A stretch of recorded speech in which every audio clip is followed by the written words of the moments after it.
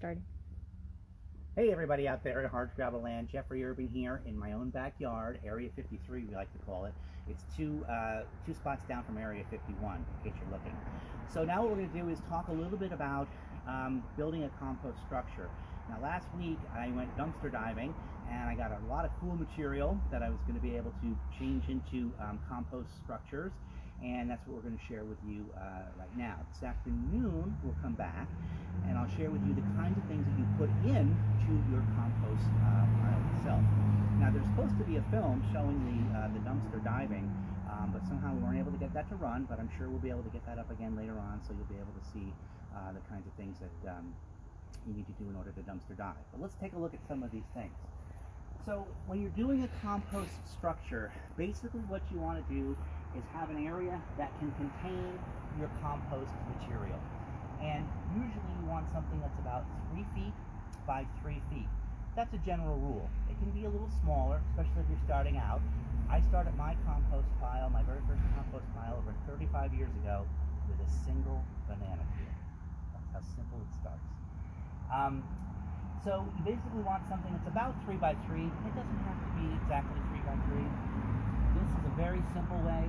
We had found some bricks, these construction blocks, at the dumpster site, so grabbed a couple, and guess what? This is a perfectly fine compost area. Notice I left the front open. That is so that I can get in here with a wheelbarrow later on and such. And as my pile grows, I will add blocks up to the top here. And basically what you want to do is to allow it to be confined so it's not blown all over the yard, and also you want to have it be big enough that it gets some air in there as well. Now as my pile gets taller, what I might do is slide the bricks open a little bit so that I'll get some more airflow coming in through there. So if you can pick something up and put something down, you can make a compost container just like that. Let's go over here to another one. On the way home from the dumpster diving, I stumbled across a pile of stuff on the side of the road that somebody was getting rid of for free. And in that was some of this fencing, which is, I'm sorry, not fencing, shelving, which is just the kind of shelves you find in a, a fancy closet. You wouldn't find it in my closet. My closet is just piles of stuff. There might be a shelf under there somewhere, but that'll be for the archaeologists of the future to find. So what do you do with this? Well, again, what are we looking to do? We're looking to have a place that's got some structure, right? Keep things from blowing around, and lots of nice airflow. So I took this. These already came in these pre-cut sizes. I didn't have to cut this at all. And I simply used some string, some plastic twining that actually these things were tied up in when I found them on the side of the road. So here it is right there. And tie it together. It's nice and sturdy. Start putting your compost stuff in there just like that, and you've already begun. By the way, I want to give a shout out to Hannah, who is our camera operator today. Over here you have a more complex compost bin.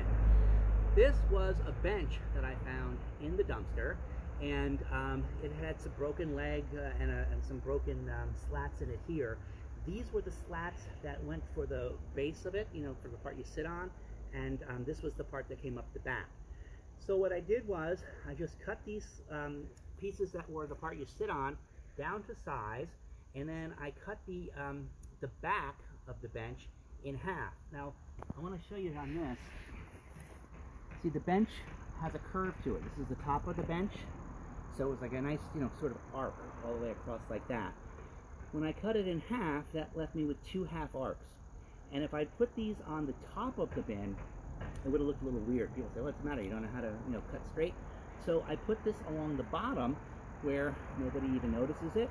And then when you put it on the top here like this, you've got a very nice structure there as well. Notice again, about 3 by 3. Nobody's going to come and measure it for you. Nobody's going to know laws against having it be a certain size or whatever. And on this one, I made the front, I put a little front on here to sort of keep it a little more contained, but I kept it low.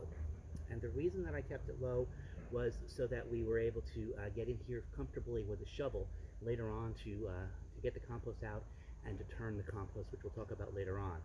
This, I think, is actually kind of attractive, you know, if you're going to have this in your yard. These, you know, a little cruder, the ones that we showed you earlier. You know, a little more, you know, less refined than this, let's say. Over here, we have some simple snow fencing, and we just cut a length of snow fencing about 8 or 10 feet long, throw it around in a circle, tie the wires around here. I cut out a little section here so that, again, I can get in there with a shovel. This will more than contain the material, allows plenty of airflow through there. What's nice about this is it's easy to move as well. Pick it up, move it off to the next spot if that's what you want to do. So I think what you can see is you can go very, you know, detailed and kind of complex with the one that we have over here, or you can go something very simple with found materials that you happen to find lying around. The next one is made of this sort of material. I guess this is also to keep snow from, you know, when the snowplow goes by, it breaks it up so it doesn't crush your plants. You can also use this to keep the deer away from your plants. We all know how deer love to eat plants, especially the most expensive ones. And so here what we've done is we've taken this, and at the junkyard I found some of these fence rods, and they were quite bent. So what I did was I cut the bent parts off, and in some cases I was able to straighten it out with my sledgehammer and my vise, nail them into the ground, and then we just wrap this wire around them, you know, this plastic netting around there, and you've got another area that's going to contain stuff. It's not going to blow away, plenty of air, and again, I leave it open in the front so I can get in and out of there with my shovel. But if your, you know, OCD acts up and you want to have it confined in there, you can just put that across the front. Now, with this particular find, I didn't find enough metal to put all three, so I simply used one of the slats from the benches that we had over here on this one corner over here. If that bothers you, you know, you can wait and save up until you get enough slats or enough of the metal to do it. Very simple, no worries. Here is one made of some found materials.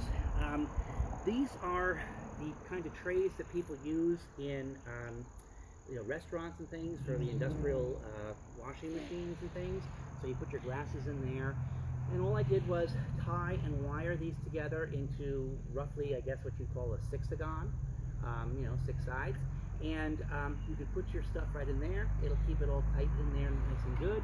And again, plenty of airflow coming through here. And when it comes time for me to get it out in the fall or in the spring when I want to do my garden, I could just open it up like that, and I've got my stuff right there. Now, this is not the most attractive of the variety that we have, but it is the easiest one to put together. It was simply just, you know, wiring them all together that way. When you put your placements, yeah, good job. So when you put your placements together with these things, keep your neighbors in mind, okay? So if you're going to use something like this, which is not quite as well, let's say it's more unsightly than some of the others, then you're going to want to put it in a place where it's not going to annoy your neighbors by having it, you know, so visible and such. Now let's go over here to the big one. And this was, we found 2 half sheets of lattice in the dumpster. And I took some molding, and I took again some of the slatting from that bench that we had, and I made a simple frame, attached the lattice to this, and again, about 3 by 3, plenty of airspace, and a low front so that the stuff won't necessarily blow out, but I can get in and out of there with a shovel when the time comes. So this is 7 types of bins that you can make out of simple stuff found in a dumpster, right? This is or along the side of the road. So use your imagination. And the point of this is, what you're trying to do is to contain your material and allow airflow so that you don't have the leaves and things blowing all over, but you got lots of nice airflow in here. And it's a simple way to contain this material and to allow it to work. Now, you might say, okay, some of these things look like they required some cutting of wire and wood and that sort of stuff. Well, if you don't have the tools to do this material, I happen to have, but we've got a place where you can get some of this stuff. Come on over here, we'll talk about that.